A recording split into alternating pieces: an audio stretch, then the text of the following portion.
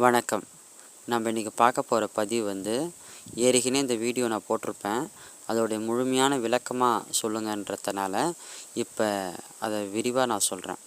வேடிக்கை காட்டக்கூடியதுன்னா எப்படின்னு கேட்டோம்னா, எதிரிக்கு வந்து இது வேடிக்கை காட்டும், அதுதான். மற்றபடி வந்து குருளி மாதிரி வந்து மறைய வைக்கிறது, பறக்க வைக்கிறது அந்த மாதிரிலாம் இது செய்யாது.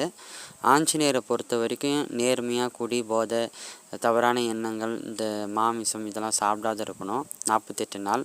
அதுக்கப்புறமா சனிக்கிழமை, வியாழக்கிழமை சாப்பிடக்கூடாது. பூஜை நேரத்தில் சாப்பிடக்கூடாது. இந்த மாதிரியான சில கட்டுப்பாடெலாம் இருக்குது. குறி மட்டும் சொல்லுமான்னு கேட்டோன்னா, எதிரிக்கு வந்து வேடிக்கைகள்லாம் காட்டும். வேடிக்கைன்னா அவன் வந்து உங்களை ஏதோ செய்ய போகிறான் செய்கிறான்னும் போது அது திசை திருப்பி விடும்.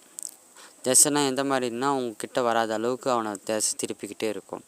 மற்றபடி இது வேறு வச்சு என்ன செய்யலாம் அப்படின்னு கேட்டோன்னா, இப்போ வந்து உக்கிரமாக உங்களுக்கு வந்து ஆஞ்சநேயர் வந்து எதிரி வந்து கட்டுறான்னா, இதுக்கு உண்டான முறை வந்து சில விஷயங்கள் இருக்குது. அதை மாற்றி செஞ்சோம்னா, இப்போ வந்து ஒருத்தவங்களை வந்து கட்டுறதுலே எந்த ஒரு பவரான தெய்வம் வந்து ஒருத்தவங்களை கட்ட முடியும்னு கேட்டோன்னா, ஆஞ்சநேயரை வச்சு கட்டுறது ரொம்ப சக்தி வாய்ந்ததாக இருக்கும். இப்போ அது வந்து இப்போ அஷ்டகர்மம் செய்யும்போது ஆஞ்சநேயரை வச்சு உடல் கட்டும் போட்டுக்கலாம். எதிரியை வந்து கட்டணுன்னும் போது அவனால் எப்படி சொல்கிறது, பைத்தியம் ஆகிடுவான்.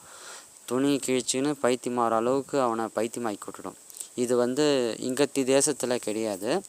இது வந்து சில ரொம்ப பெரிய பெரிய ஆளுங்கிட்ட தான் இந்த மாதிரியான ரொம்ப அகோரமான வச்சு வேலை வாங்கக்கூடியதெல்லாம் நடந்துக்கிட்டு இருக்குது.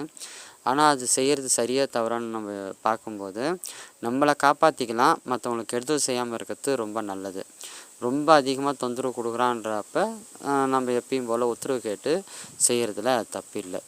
ஆனால் அனாவசியமாக ஒருத்தவங்களை செய்யன்றது அதுதான் நம்மளுக்கு கர்மாவில் சேரும்.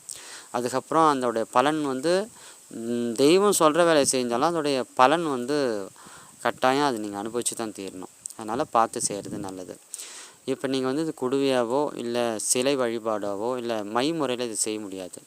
சிலை வழிபாடு எப்படின்னு கேட்டோன்னா, நாங்கள் எந்திரம் வந்து உருவேற்றி அதுக்குள்ளார வச்சு நாங்கள் தருவோம் சிலை வழிபாடு. சில விஷயங்களை நாங்கள் சொல்லி அனுப்புவோம், இந்த மாதிரி செய்யணும் அப்படிலாம் செய்யணும். இந்த வீடியோவில் சொல்லாமல் இன்னும் சில விஷயங்கள் சொல்ல வேண்டியது அதெல்லாம் சொல்லி நாங்கள் தருவோம். வேணுன்றவங்க ஃபோன் பண்ணி கால் பண்ணி நீங்கள் வாங்கிக்கலாம். இன்னும் உங்களுக்கு விவரமாக தெரியணும் இது என்ன செய்யணும்னு கேட்டோம்னா, இந்த மந்திரத்துக்கு ஏற்ற மாதிரியான ஒரு 4-5 விஷயம் நான் சொல்லியிருப்பேன். இது எல்லாமே இது செய்யும். அஷ்டகர்மம் செய்யுமான்னா நீங்கள் அதுக்கேற்ற மாதிரி செஞ்சு வாங்கின்னு போகிறதா இருந்தாலும் வாங்கின்னு போகலாம். வேணுன்றவங்க கால் பண்ணி வாங்கிக்கோங்க.